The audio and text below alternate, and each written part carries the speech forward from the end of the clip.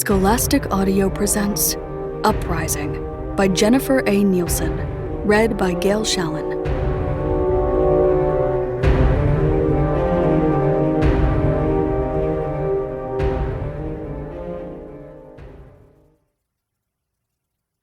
About once each week, I returned to that area where Stefan had been, hoping to see him again and prove that I was ready to be part of the resistance. Every time he wasn't there, I took a walk around the block. I had a watch with me this time, so that I could return to the same place in exactly 30 minutes. I learned to count the number of Germans I saw, to keep my eyes down and my ears open as I listened to their conversations.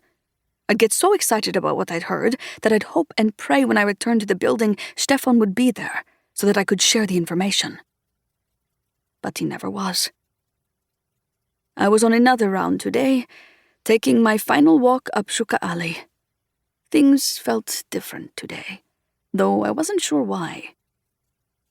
It was about 5:30. I should have been home preparing our supper. I knew Mama would be angry with me, and that she'd have questions about why it wasn't ready, questions I couldn't answer. I'd learned how to avoid answering her. I simply started a fight, and before long, she didn't want to hear another word from me. Mission accomplished.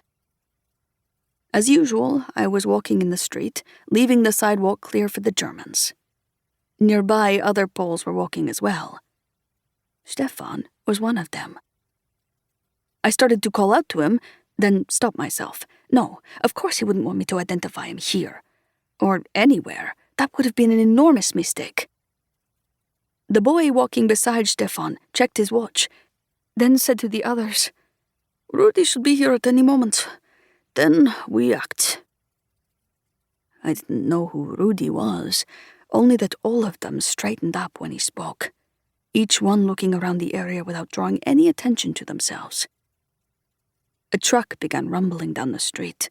It stopped at an intersection 2 blocks from the Gestapo building. "No!" Stefan yelled. He pulled a pistol from his pocket and fired at some German soldiers near the truck. They took cover and began firing back. Other groups of Poles in other parts of the street emerged from out of nowhere and also began firing. A few of them were able to reach the driver's door, yank it open, and pull the driver onto the street. With the growing exchange of gunfire, I crouched low behind a lamppost, though it didn't come close to protecting me entirely. I knew I was still far too exposed, but there was nowhere I could go. I covered my ears with my hands and watched as other Poles hacked at the back of the truck, finally opening its locked doors and dragging out a prisoner from inside.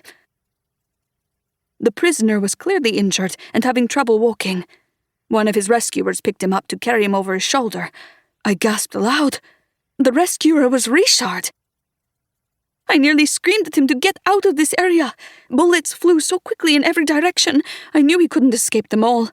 A boy at his side was hit and fell, but Richard ran, even with the prisoner over his shoulder. Once everyone was clear, someone lit a Molotov cocktail and threw it at the truck, and it erupted into flames.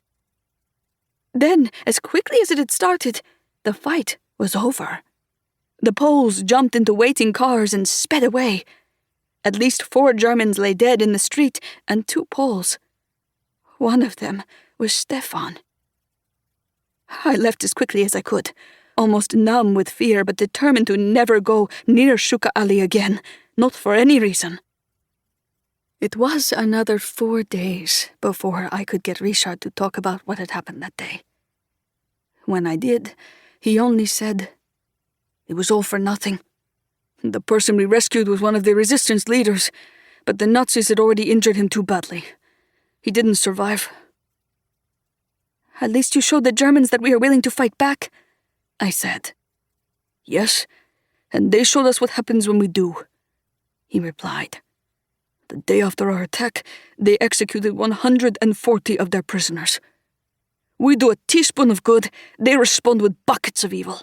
"Then we need more people on the side of good," I said. "Let me help. I want to join the resistance." "No." Richard's tone was as firm as ever. As soon as he left my room, I opened the wood block of my window and peered down into the ghetto.